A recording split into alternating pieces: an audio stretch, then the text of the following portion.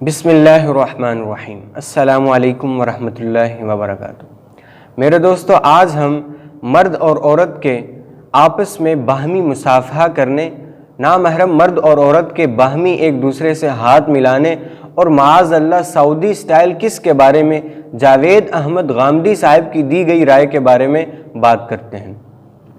جاوید احمد غامدی صاحب کہتے ہیں کہ صرف بدکاری کرنا حرام ہے، اور قرآن مجید میں یہ کہیں بھی نہیں ہے کہ مرد اور عورت نامحرم آپس میں مصافحہ کرنا ان کا حرام ہے، اور انہوں نے کہا کہ جب کوئی ضرورت پیش آئے تو مصافحہ کر لینا چاہیے۔ اور جب ان سے پوچھا گیا کہ آپ سعودی سٹائل کس کے بارے میں کیا کہتے ہیں تو انہوں نے جواب دیتے ہوئے اسے حرام نہیں کہا، تو انہوں نے اسے جواب دیتے ہوئے ناجائز نہیں کہا۔ اسی طرح انہوں نے بتلایا کہ میری بیگم جب اپنے بچوں کو چومتی ہیں تو ہونٹ گال سے نہیں ملتے، اور انہوں نے سعودی سٹائل کس کو ناجائز اور حرام نہیں کہا۔ یاد رکھیں، قرآن کریم میں اللہ تبارک و تعالی نے فرمایا قُل لِّلْمُؤْمِنِينَ يَغُضُّوا مِنْ أَبْصَارِهِمْ وَيَحْفَظُوا فُرُوجَهُمْ۔ یا رسول اللہ صلی اللہ علیہ وسلم، آپ ایمان والوں کو حکم دے دیجئے کہ اپنی نظروں کو جھکا لیں اور اپنی شرمگاہوں کی حفاظت کریں۔ اسی طرح جب آپ آیت نمبر 30 تا 31 تک مکمل مطالعہ کرتے چلے جائیں گے تو آپ کو آگے ملے گا قُل لِّلْمُؤْمِنَاتِ يَغْضُضْنَ مِنْ أَبْصَارِهِنَّ وَيَحْفَظْنَ فُرُوجَهُنَّ کہ یا رسول اللہ صلی اللہ علیہ وسلم، آپ ایمان والیوں کو بھی حکم دے دیجئے، ایمان والی عورتوں کو بھی حکم دے دیجئے کہ اپنی نظروں کو جھکا لیں اور اپنی شرمگاہوں کی حفاظت کریں۔ اسی طرح اگلے حصے میں فرمایا وَلَا يَضْرِبْنَ بِأَرْجُلِهِنَّ لِيُعْلَمَ مَا يُخْفِينَ مِنْ زِينَتِهِنَّ کہ عورت کو چاہیے کہ اپنے پاؤں زور سے زمین پر مت مارے، یہ نہ ہو کہ ان کا خفیہ زیب و زینت ظاہر ہو جائے۔ اسی طرح آپ اندازہ کریں، جب کسی سے پوچھا جائے کہ کیا والدین کو گالی دینا جائز ہے تو آگے سے وہ جواب دے بالکل جائز ہے، قرآن میں تو اس کا کہیں حکم نہیں ہے، قرآن میں تو کہیں اس کا کہیں حرام نہیں کہا گیا معاذ اللہ، تو اس سے کہا جائے گا کہ قرآن کریم نے فرمایا ہے فَلَا تَقُلْ لَهُمَا اُفٍّ، اسے اذیت دینے والا کوئی کلمہ آپ نہیں کہہ سکتے۔ تو اگر قرآن مجید نے یہ ظاہر میں نہیں بتلایا کہ مرد اور عورت کا آپس میں چھونا جائز ہے یا نہیں جائز، مرد اور عورت آپس میں مصافحہ کر سکتے ہیں یا نہیں کر سکتے، تو یہ ضرور بتلایا ہے وَلَا تَقْرَبُوا الزِّنَا کہ زنا کے قریب بھی مت جاؤ۔ تو اس کا مطلب یہ ہے کہ جب اس حرام رشتے کی طرف بڑھیں گے تو ان کی ابتدا اسی کاموں سے ہوگی، اس کی ابتدا انہی کاموں سے ہوگی۔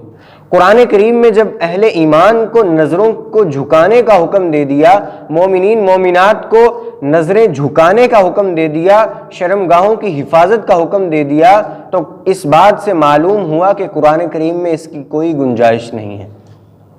اور جاوید احمد غامدی صاحب نے اپنے موقف کو بیان کرتے ہوئے ایک حدیث کا ریفرنس دیا،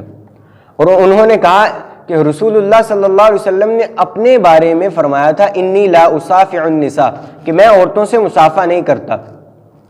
اور اس حدیث کے بارے میں کہا کہ یہ کوئی قوی حدیث نہیں ہے، ضعیف حدیث ہے۔ اللہ اکبر! آپ اندازہ کیجئے، اس حدیث کو امام مالک نے اپنی موطا میں ذکر فرمایا، امام احمد بن حنبل نے اپنی مسند میں، امام ابن ماجہ نے اپنی سنن میں، امام ابن حبان نے اپنی صحیح میں، امام عبد الرزاق نے اپنی مصنف میں، اور دیگر کئی محدثین نے اس حدیث کو نقل کیا ہے، جو اس بات کی واضح دلیل ہے، جو اس بات کا واضح پروف ہے کہ یہ حدیث غیر صحیح نہیں بلکہ اپنی سند کے اعتبار سے نہایت ہی قوی حدیث ہے۔ تو ہم مسلمان ہیں، ہمارا عقیدہ قرآن و سنت پر ہے، ہمیں قرآن سے بھی یہ واضح ملتا ہے کہ قرآن کریم میں اس کی کوئی گنجائش نہیں، حدیث میں بھی ہمیں ملتا ہے، اور ہم مسلمان ہیں، ہمارا عقیدہ یہ ہے کہ ہم قرآن و سنت کو فالو کریں گے، نہ کہ کسی لبرلز کی یا کسی کی ذاتی رائے پر عمل کریں گے۔ میں سمجھتا ہوں کوئی بھی ذی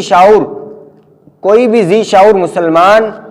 اس رائے پر عمل نہیں کرے گا بلکہ قرآن و سنت کو فالو کرے گا۔ اور قرآن کریم میں بھی اللہ تبارک و تعالیٰ نے رسول اللہ صلی اللہ علیہ وسلم کے بارے میں فرمایا